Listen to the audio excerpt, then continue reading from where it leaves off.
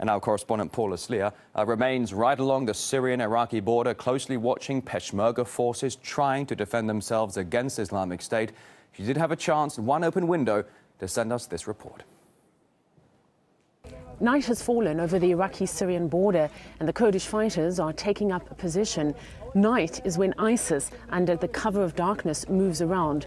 So this is when it's the most dangerous and when they need to prepare their tanks to take fire. These American and British fighter planes have been circling overhead for the last 2 hours. We've heard airstrikes going off in mostly that direction, which is where the ISIS fighters are right now. There has also been gunshots, and all of this is happening while I'm watching reinforcements. The Peshmerga reinforcements arrive here at this lookout position. Now, I'm with a number of fighters. We're behind a sandbag. So we're waiting to see if the situation gets any more dramatic. And just behind me is the tank ready to fire.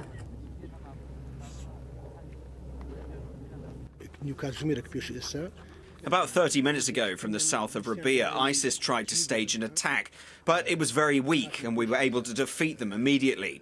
The airstrikes help immensely. We can fight, but with the airstrikes we're guaranteed 100% success. They provide us with cover. We help give intel to the airspace operation control rooms. We have informants and we have spotters who send the information to them. Whenever we see ISIS making an advance, we take our positions and then call the Air Force to inform them. After that, we start firing our artillery and the airstrikes begin.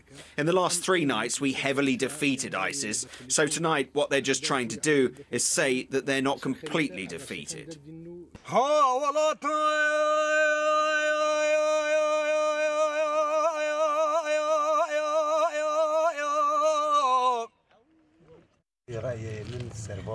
They are not real human beings. They're cruel animals.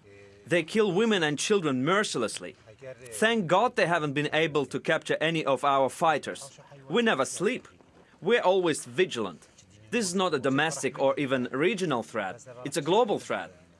I'm here fighting to eliminate terrorism for everyone around the world. It didn't used to be as calm as it is now. We've been fired at with rockets, mortars and tanks, but we've taken advantage of the airstrikes. When the planes fly overhead, the militants can't move freely. If the airstrikes continue to help us, we can finish this war in the next 3 months. Well, this is where we're bedding down for the night. If anything happens, we'll be ready at a moment's notice. Paula Slier, RT, on the front line, northern Iraq. Unfortunately, the night was not a peaceful one for Paula. She describes how she was awoken by gunfire in the midst of battles between the Peshmerga and Islamic State, with the crew trying to film the attack. If you want to find out the very latest and what it's like to be on the front line, all you have to do is click on Paula's Twitter page.